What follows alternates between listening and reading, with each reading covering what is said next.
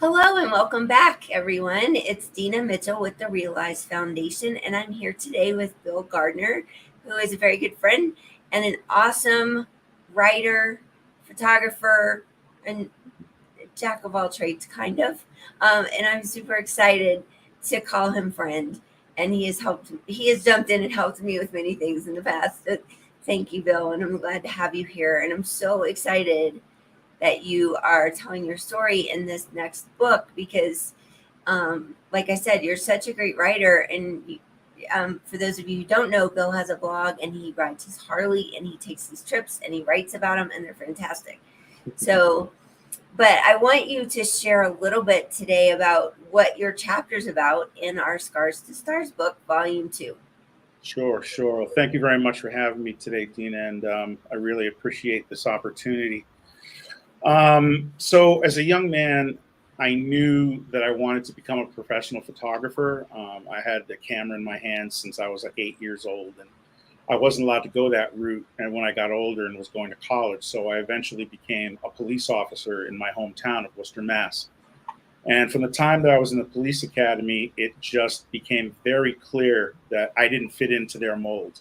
I solved problems using my head, my heart, and the law, while many of my peers did it through brute force and intimidation, treating the public like the enemy. So that began a 10-year period of me being blackballed, bullied, and treated like a pariah, which resulted in me suffering from some pretty severe anxiety, depression, post traumatic stress, and now obsessive compulsive behavior. And that's now been going on, either being in that toxic work environment or suffering from these things for the last 28 years. But through burying myself into my hobbies, things like photography and listening to music whenever possible, riding my Harley all around New England, like you mentioned, looking for places to get iced coffee, ice cream, or goats. That keeps me grounded. That's awesome. You do, I've been in several books, but I've never considered myself a writer. But when I read everything you write, even on Facebook in a post, it's just so well written. So I feel like you have a innate talent for writing. Thank you. Yeah, it's something that I developed late in life. Look, when I was younger in school and in college, I didn't like writing at all. In fact, my writing wasn't very good. But somehow, as I got older and just started to experience things, I just developed this voice in my head that, like you said, it comes. And maybe it's Facebook. Maybe it was like writing things on Facebook, like whenever it was, 2008. So it's like 14 years ago that I joined, I think. And just the repetitive writing things and wanting them to be perfect turned into me being able to kind of extend and write, long periods of time and put things together pretty well. So, Mhm. yeah, Yeah. Well, you do a good job. thank you. So my other question for you is, can you talk a little about your experience being part of the project with Scars to Stars, or what it was like for you to write your chapter? Either one you would like to talk about. Sure. Well, being part of the Scars to Stars project has been very therapeutic for me, for one. From listening to other people's stories of triumph, even after suffering from some very traumatic experiences. And, I got to tell you, some of those experiences are I just don't, I can't imagine sometimes going through those. I mean, I've got my own stuff, but sometimes I read their stories and listen to their stories, and I just don't know how they do it or did it. Um, but that and, getting down on paper what my personal experiences have been has gone a long way to, making me feel like a human being again and not just some, discarded piece of trash like it felt when I was in the police department. So the way you have it set up that, we get together on a regular basis on Zoom calls together, and we all contribute to the Scars to Stars Facebook page. And we're always amongst like-minded folks who care for and support each other. So that in and of itself is, it's very supportive and very therapeutic at the same time. Well, thank you for that, Bill. That's the intention. So I'm glad to hear that it has done that for you. And we're trying to figure out how we do more of that. And we are creating. They're not quite ready yet, but we are creating some courses, and we do have the Hope course that's free on our home web page. And it's really just high level awareness of mental health and suicide prevention, and how people can ask for help, but also how people can support someone. So that is available on our website, and we're creating a course around these books. So in 2023, we're going to have a course that's going to take a group of people through this whole process together for each book. And we really do bond. The people in each book have this bond now that is like, we did this thing together, and we were in Mhm. this group together, and it really is a supportive group, like Bill said. And you can always reach out. Sometimes the people that are closest to us in our life don't understand what we're dealing with and don't know how to support us. And so this community has become that for a lot of people.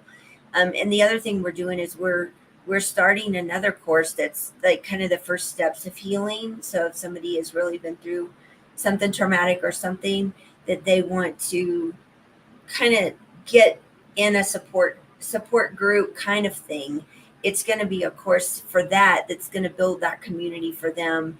And then they can continue on, maybe writing their story in a book, or maybe just being part of some of our events. And so that's why I'm excited about our website now, because we have all of our events in one place.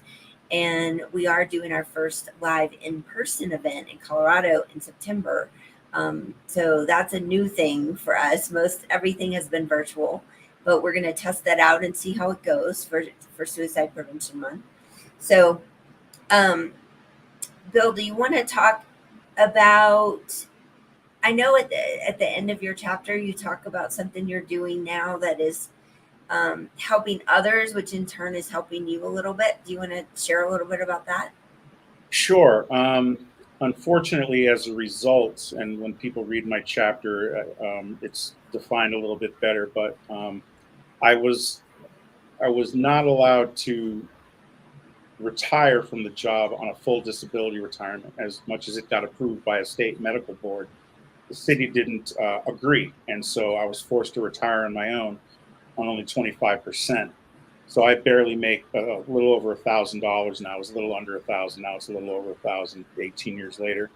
So I'm not making a lot of money, and because of what I have dealt with on the job, it's very hard for me to find work that I can do that I can remain on the job.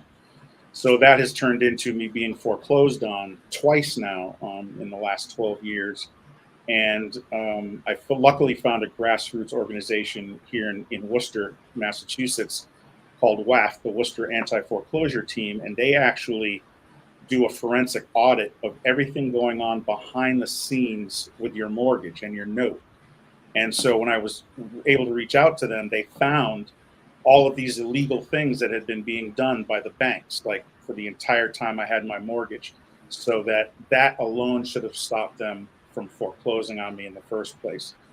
So since then, I've been involved with the with WAFT to go and do either outreach where we everything has to be posted by law if somebody's going to foreclose on you. So we reach out to those people, let them know of WAF's existence and what we can do for them. And then when they're in the organization, we're able to go and do either protests at foreclosures or event blockades, which is what you've been seeing a lot of me doing recently, where we go and to allow the resident or the homeowner time to let the court system take care of their situation. When a real estate agent and the bank are trying to kick these people out, we go and form a blockade so that they can't do it, and await the court to make their final decision. Otherwise, we've had situations where people have left the house for one reason or another, come back and found a truck driving away with the six load of their stuff because they came in and emptied the house. And sometimes it wasn't taken to a storage locker; it was taken to a dump, so their stuff is lost. So that's what we do on a regular basis, and it actually is very harrowing for me. I kind of go and I do and I support, and being a retired law enforcement officer, I'm kind of able to kind of anticipate and reflect on what constables are doing, with us and being able to respond to that. But I'm very, jacked up when I'm there doing it. But at the end of the day, when we have those wins where we start, and somewhere around 34 out of 36 of the blockades that we've done have been successful in the last Great. 6 months or so. So that makes us feel good. That's really great. Um, I will share with you that in the 2008 housing crash, I lost my house, Mm, and um, I I did everything I thought I was supposed to do to save it, and I spent literally a year working on it, going through programs and documents and all kinds of stuff. And I knew that I was losing, and so we had moved before it actually all happened, so I wasn't there. Um, but it was still traumatic, and I understand a lot about what you're talking about just because of that experience. And I think the hard thing was that after I lost my house, they had a class action suit in Colorado against the bank that hmm had my loan. And so if I could have prolonged it, I could have been part of that and maybe saved it. But it's like you said, it's the timing and you have no control over it. And people are making decisions that change your life, and they don't hmm even know you or understand the situation. It's really frustrating.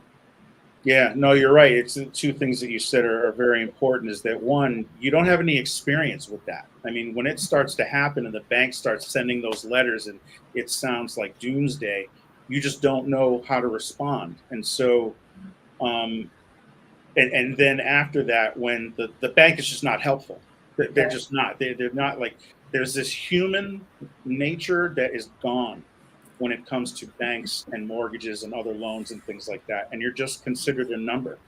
Yeah. And I always say that if their attorneys that I've been dealing with for 12 years had put half as much energy into getting me my full disability retirement, we wouldn't be here in the first place.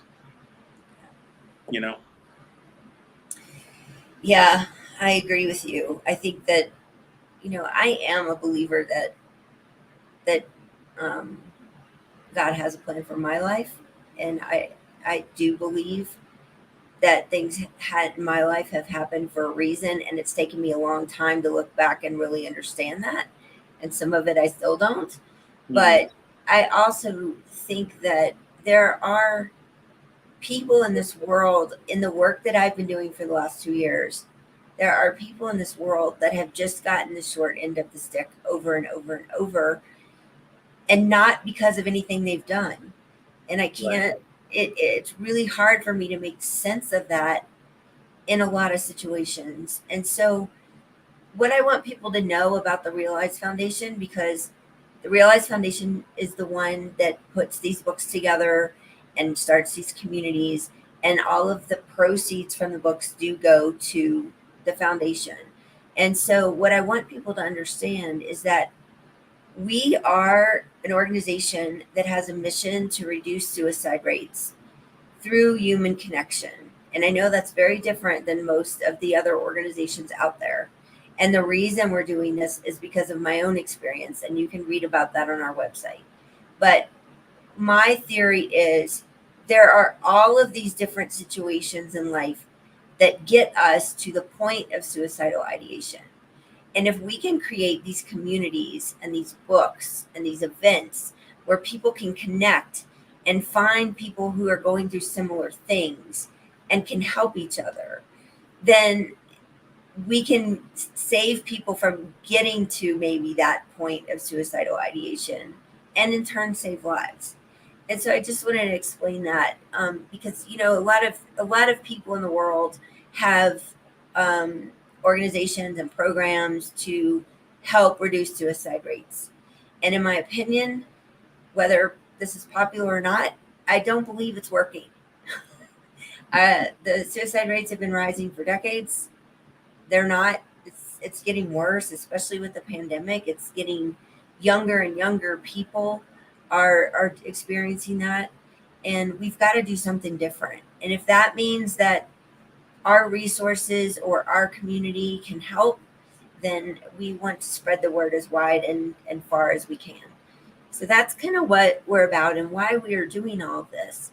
But in the instance, in the process, people are telling their stories of overcoming adversity, and it is, I can tell you that it's causing a ripple effect. It is saving lives, it's changing lives, it's getting other people feeling okay to talk about it and to reach out and ask for help or learn how to support someone in their life that needs it. And it's working. It's working. And I just can't wait until, a year from now, where we have our audience and our community is maybe 3 or 4 times bigger than it is now, and we can reach more people, because it's all about getting rid of the stigma and having the hard conversations. And once you can relate to someone, either in a breakout room, on a virtual event, or in person, or in a community like you're doing with the organization that you're helping with, Bill, it forms these bonds of support with people that understand your situation, and people no longer feel alone. And that's the whole key. So I'm so excited about you sharing your story, because it is unique and it's different than what most people think. Um, but like I said, it's all of our stories that, if we don't address and we don't get the support and help, is what gets us to that really dark place. And most of us have been there. So I really appreciate you being vulnerable and sharing your experiences. Thank you very much. Really appreciate it. Well, everyone, where our book launch is going to be on September 22nd. It will be a virtual event for about 2 hours. We're going to start at 1 p.m. Mountain Standard Time, or Mountain Daylight Time. We do have daylight savings. And so it's 3 p.m. Eastern, if that helps anyone. We're going to have a launch where you're going to get to meet all the authors and hear them speak about their chapter and their experience. And we're going to do some little exercises and get in breakouts and get to meet other people and build our community. So we hope you're there. The hardest thing I ever did was hit end on our first book launch event, because no one wanted to leave. And that was really hard. And so we're hoping for the same kind of experience. And we hope to see you all there. And you can register at our website, which is below this video, realizefoundation.org. Go to the events tab, and you can see all of our events and register for free, or you can donate. So thank you for watching, and we hope to see you at the event.